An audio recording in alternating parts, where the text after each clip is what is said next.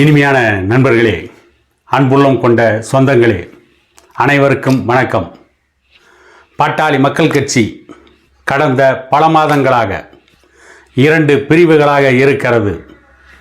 இதில் மருத்துவர் ஐயா அவர்களையும் அன்புமணி அவர்களையும் ஒன்றாக இணைத்து பாட்டாளி மக்கள் கட்சியை வலிமையான இயக்கமாக மாற்றி பாட்டாளி மக்கள் கட்சியோடு கூட்டணி வைக்க வேண்டும். அதற்கான முயற்சியில் அதிமுகவின் பொதுச் செயலாளர் எடப்பாடி பழனிசாமி அவர்கள் ஈடுபட வேண்டும் என்று கோரிக்கை வந்ததாக ஒரு செய்தி வெளியாகி இருக்கிறது. அதை பற்றித்தான் இந்த காணொளியில் சற்று விரிவாக காண இருக்கிறோம். அதிமுக பிளவுபட்டு கொண்டிருக்கிறது. அதிமுகவின் கொங்கு மண்டலத்தில் ஆதிக்கம் செலுத்தக்கூடிய செங்கோட்டையன் அவர்கள் எடப்பாடி பழனிசாமி அவர்களுக்கு எதிராக போர்க்கொடி உயர்த்தி இருக்கிறார். அது சம்பந்தமாக டெல்லியில் அமித்ஷா முன்னிலையில் பஞ்சாயத்து நடைபெற்று எடப்பாடி பழனிசாமிக்கும் செங்கோட்டையனுக்கும் சமாதானம் ஏற்படுத்துகின்ற முயற்சிகள் நடந்தது என்றும் அந்த முயற்சி தோல்வியில் முடிந்துவிட்டது என்றும் ஒரு செய்தி வெளியாகி இருக்கிறது. அதே நேரத்தில் டெல்லிக்கு சென்ற எடப்பாடி பழனிசாமி அவர்கள் செங்கோட்டையனுடைய சமரசத்தை ஏற்றுக்கொள்ள முடியாது. அதிமுகவிலிருந்து வெளியேறியவர்கள், அதிமுகவிலிருந்து வெளியேற்றப்பட்டவர்கள், சசிகலா, ஓபிஎஸ், தினகரன் இவர்களை மீண்டும் அதிமுகவில் சேர்ப்பது என்ற பேச்சுக்கே இடமில்லை என்று எடப்பாடி பழனிசாமி அமித்ஷா அவர்களிடம் மறுத்துவிட்டதாகவும் அதில் எடப்பாடி பழனிசாமி உறுதியாக இருப்பதாகவும் சொல்லப்படுகிறது. அதே நேரத்தில் பாட்டாளி மக்கள் கட்சி 2ஆக பிளவுபட்டு நிற்பதை போன்ற ஒரு தோற்றம் இன்றைக்கு தமிழகத்திலே உருவாகி இருக்கிறது. அன்புமணி ஒரு பக்கம் அரசியல் செய்து கொண்டிருக்கிறார். மருத்துவர் ஐயா அவர்கள் தைலாபுரம் தோட்டத்தில் இருந்து கொண்டே பாட்டாளி மக்கள் கட்சி கிட்டத்தட்ட தன்னுடைய கட்டுப்பாட்டுக்குள் கொண்டு வந்து விட்டார். அடுத்து அவர் கிராமங்களை நோக்கி பயணம் செல்ல இருக்கின்றார். கிராம கூட்டங்களை, திண்ணை பிரச்சாரங்களை மருத்துவர் ஐயா அவர்களே நடத்த இருக்கின்றார். இந்த சூழ்நிலையில் பாட்டாளி மக்கள் கட்சி தமிழகத்திலே வலுவான ஒரு இயக்கம்.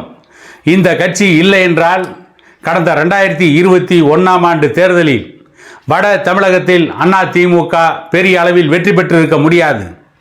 அதிமுக வெற்றி பெற்ற தொகுதிகளில் வட தமிழகத்தில் வெற்றி பெற்ற தொகுதிகள் அனைத்தும் பாட்டாளி மக்கள் கட்சி அதிமுகவோடு கூட்டணி வைத்திருந்தால் பெற்ற வெற்றிகள் தான்.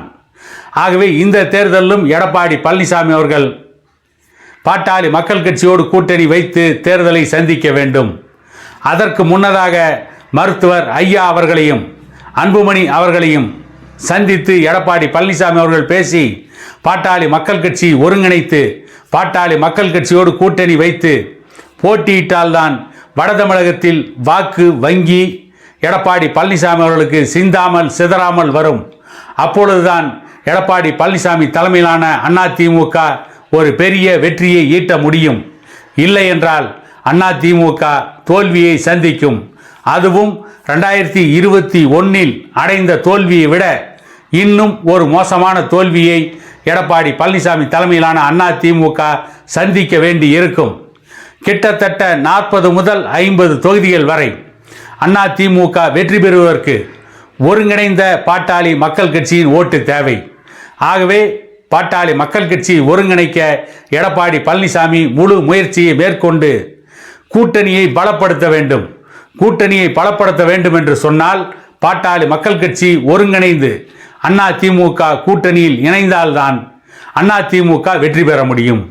ஆகவே கூட்டணிக்கான வேலையை, அதே நேரத்தில் கூட்டணியை ஒருங்கிணைக்கின்ற வேளையில் பாட்டாளி மக்கள் கட்சியை ஒன்றாக்க வேண்டிய வேளையில் உடனடியாக அவசரமாக எடப்பாடி பழனிசாமி களத்திலே இறங்கி அந்த வேலையை செய்ய வேண்டும் என்று அவருக்கு கோரிக்கை வந்திருப்பதாகவும் அது பற்றி பாட்டாளி மக்கள் கட்சியில் இருக்கின்ற பலர் எடப்பாடி பழனிசாமியிடம் பேசியதாகவும் ஒரு செய்தி வெளியாகி இருக்கிறது.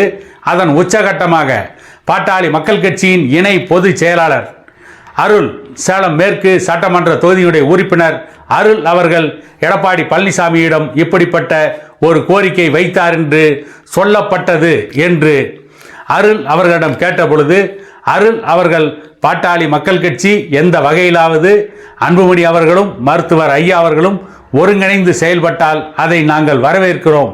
எங்களுக்கு அதிலே மாற்று கருத்து இல்லை. ஒருங்கிணைக்க வேண்டும் என்பதுதான் பாட்டாளி மக்கள் கட்சியுடைய தலைவர்களிலிருந்து தொண்டர்கள் வரை ஒரே குரலாக இருக்கிறது. அது ஒன்றானால் மிகவும் மகிழ்ச்சியான செய்தி என்று சொல்லியிருக்கிறார் என்றும் ஒரு செய்தி வெளியாகி இருக்கிறது.